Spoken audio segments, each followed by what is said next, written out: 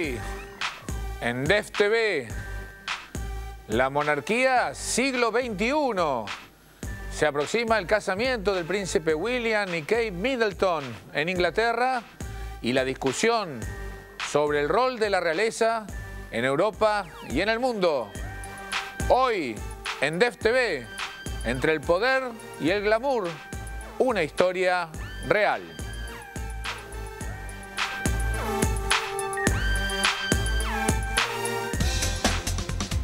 ¿Qué tal? Bienvenido como todas las noches de los domingos acá a DEF TV. Hoy un tema que está empezando a revolucionar en el mundo y que la semana que viene va a ser noticia en todos lados. Es el casamiento del príncipe William de Inglaterra y Kate Middleton, esta chica de clase media que va a ser la princesa.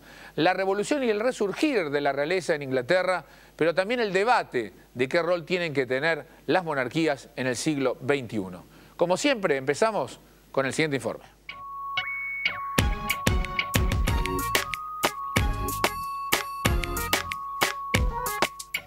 Es uno de los sistemas de gobierno más antiguos de la Tierra.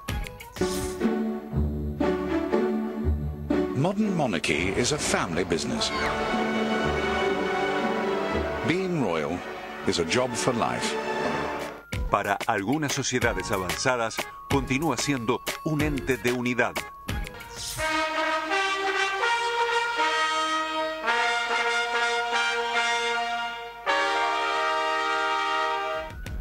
Pero con cada vez más detractores, sus antiguas costumbres y privilegios hoy se encuentran en la mira.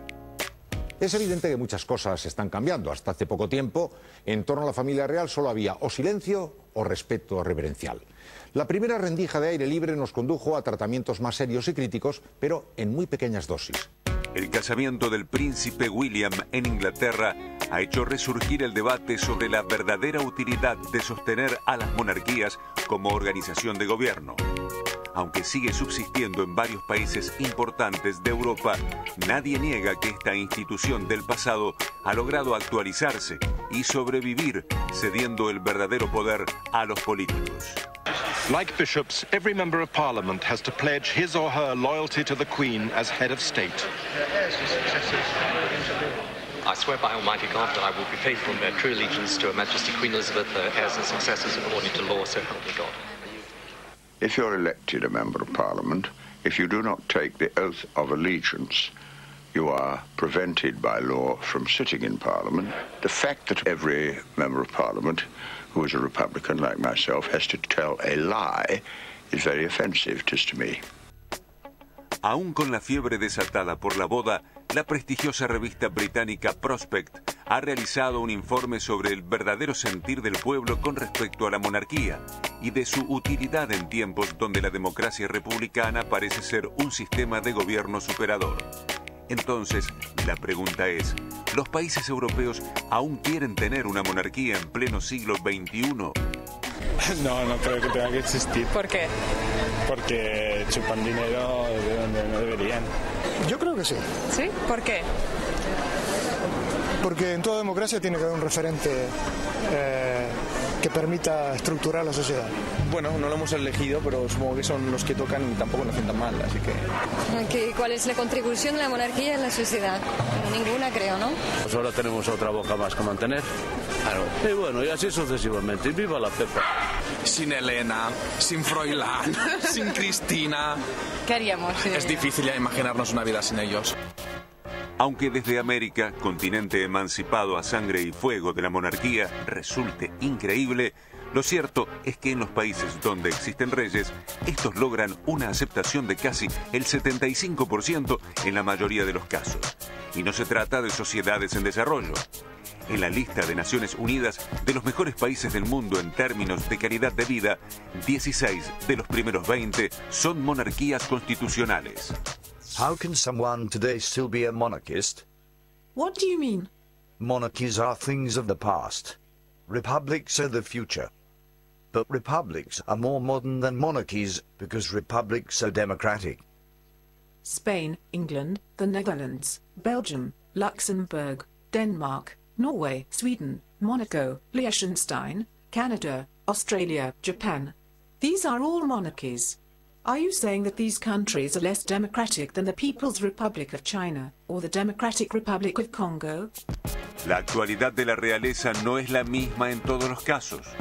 Mientras que la reina de Inglaterra se encuentra entre las personas más ricas del planeta, la monarquía más barata de Europa deberá recortar aún más su presupuesto para este año. La crisis ha obligado a reducir el presupuesto de la Casa Real para el 2011. De esta forma, y tras la congelación de este año, la cantidad que se destina a la monarquía se reducirá entre un 7 y un 9%, como han informado fuentes del Palacio de la Zarzuela. La familia real cuenta con 8,9 millones de euros para este año 2010, la misma cantidad que tuvo en el 2009. No hace mucho tiempo el mundo entero caía rendido a los pies de la princesa Diana, quien por carisma y belleza supo conquistar no solo el corazón del príncipe Carlos. En su rol de plebeya, que algún día asumiría el trono, millones vieron convertido en realidad un cuento de hadas. Su trágica desaparición aún hoy conmociona. When I started my public life 12 years ago, I understood the media might be interested in what I did. I realized then their attention would inevitably focus on both our private and public lives. En otros países avanzados, la figura del monarca quizás no es valorada desde el punto de vista político, pero es venerada casi hasta la histeria. En Holanda, la princesa Máxima es el espejo en donde se reflejan millones de súbditos.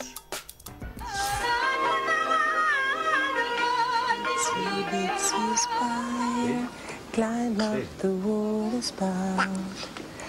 Down comes the rain and wash the spider out. Down comes the sun and dried up all the rain. Bitsy, bitsy spider.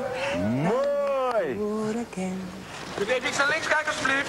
Even in het midden alsjeblieft. Wil je één keer deze nog bekijken? Amalia, in het midden. Kun je even hierin kijken alsjeblieft?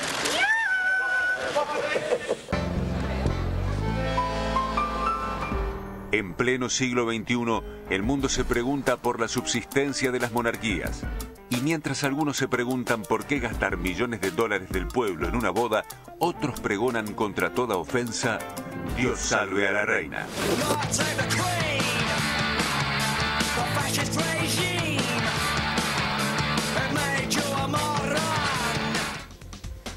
Dios salve a la reina, ¿no? Una frase obviamente muy popular en Inglaterra y en varios países de Europa. Para hablar de este tema, del rol que tienen las monarquías, estamos justamente con Abel Pose, que es escritor y embajador. Abel, ¿qué tal? ¿Qué tal? Muchas gracias por estar con nosotros. Bueno, tenés la gran experiencia de haber vivido como embajador en países europeos. Me contabas que 2 fueron monarquías. Sí, Dinamarca y España. Bueno, contanos, ¿qué rol le des a la monarquía? Que aparte, digamos, por más que sea cuestionada, lejos parece de estar en una crisis muy profunda, sino ligeramente cuestionada. ¿Qué rol tienen los europeos la realeza? Sí, arranca de la vida profunda del pueblo.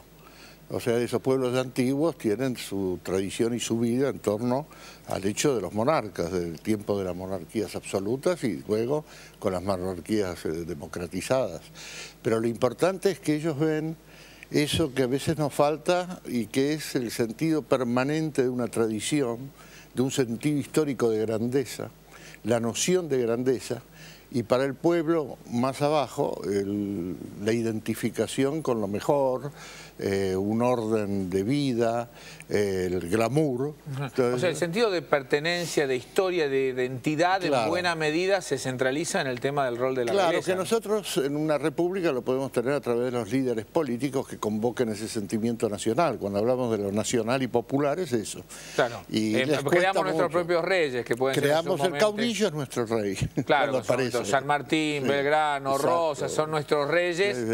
Pero sin esa continuidad y sin historia, o sea, porque ese es el tema. La monarquía William viene de Carlos, Carlos viene de Isabel, y así sucesivamente, que viene la reina Victoria. Es un poco la historia, es la historia hecha vida. Es la historia o sea, la continuidad que viene desde el siglo XII y se va pasando de generación en generación, se identifica de repente en la reina Isabel o en el rey de España. Ahora, las monarquías tienen como periodos, ¿no?, de auge y después de caída, digo. La monarquía en España, de hecho, había caído en la época digamos, del dictador, estaba, digamos, bastante baja, después levanta muchísimo, ¿no? Después bajó. Sí. Las monarquías en tiempos de república y tiempos de la razón de la modernización, la modernidad fue en contra de las monarquías, porque ellos mantienen la tradición. Y es muy difícil entonces aunar la tradición con la renovación. Claro. Ese choque fue muy duro en el siglo XX, porque en el siglo XX parecía que los poderes laicos, no tradicionales o no religiosos, iban a ser los que iban a dominar la sociedad.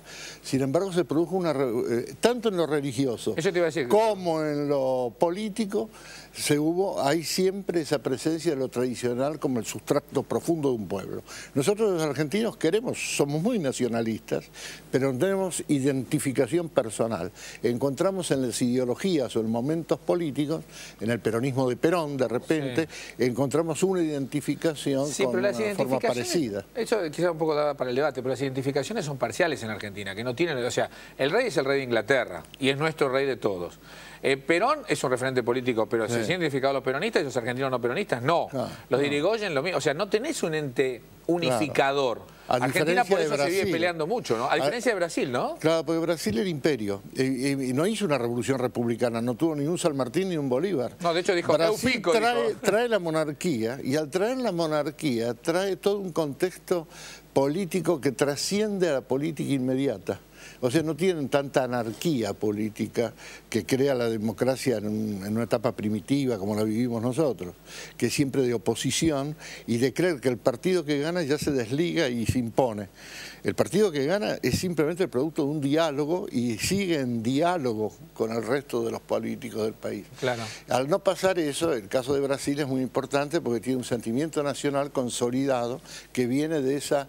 Nunca hubo una ruptura entre pueblo y gobierno en el sentido profundo. Ahora, esto es lo que lo segundo, la frase que dijiste que a mí me llamó mucho, es el sentido de grandeza. O sea, no solo el de pertenencia, sino el de grandeza. La monarquía como que da un sentido de que como pueblo podés estar mejor, podés ser mejor, sos el mejor rey. Y eso también es importante, ¿no? Y te recuerda la grandeza de la historia. Nosotros para recordar la grandeza de la Argentina tenemos que ir a anécdotas, a una visión. Ellos tienen la presencia real de que la grandeza es uno de los elementos fundamentales. Y los grandes políticos republicanos, el caso de Gaulle, siempre habló de la grandeur. Él mismo tenía conducta de rey. Y cuando yo viví en Francia como diplomático, empecé a descubrir que Giscard d'Estaing se movía como un rey, que Mitterrand tenía una aptitud que no tenían los políticos comunes europeos, crean una distancia muy grande y una sensación del orgullo de Francia. El orgullo de Francia en la política europea, por ejemplo, cuando dialoga un político francés o un jefe de Estado francés con uno de otro país, se nota inmediatamente que ellos son conscientes que la France tiene un lugar especial. Y pasa lo mismo en las monarquías. Para un inglés, Inglaterra tiene una historia heroica y una historia de un islote, en realidad, unas Malvinas, que logran dominar el mundo. Entonces, esa idea de grandeza es la misma que tenían los rusos con los zares y que siguen teniendo los rusos. Claro, ese rol también de los rusos, digamos. Que pasaron a Stalin, que era más zar que Nicolás II. Exactamente. Esa idea donde el jefe de Estado, y en este caso que estamos hablando precisamente de la monarquía y el rey, engendran lo mejor de la fibra de un pueblo, que va desde los triunfos y las batallas para su vida, su subsistencia militar, la elegancia, la cultura, la tradición de por qué un pueblo es un pueblo y no otro. Ese es otro elemento importante. La forma de vida de la corona británica, eso lo vemos en la película esta, el discurso del rey. La forma de vida de un hombre que casi es un incapacitado, pero recibe la aprobación sobre todo de las clases que les cuesta más tener una imagen de vida. Es también padre el rey, como en Rusia se le llama el papá, al rey se le decía papi, ¿no? En diminutivo, ¿no? El zar era el jefe no solamente de la vida pública, sino también una imagen de la vida privada. Ahora, el rol de las, digamos, como Lady Di y ahora con Kate Middleton, ¿no?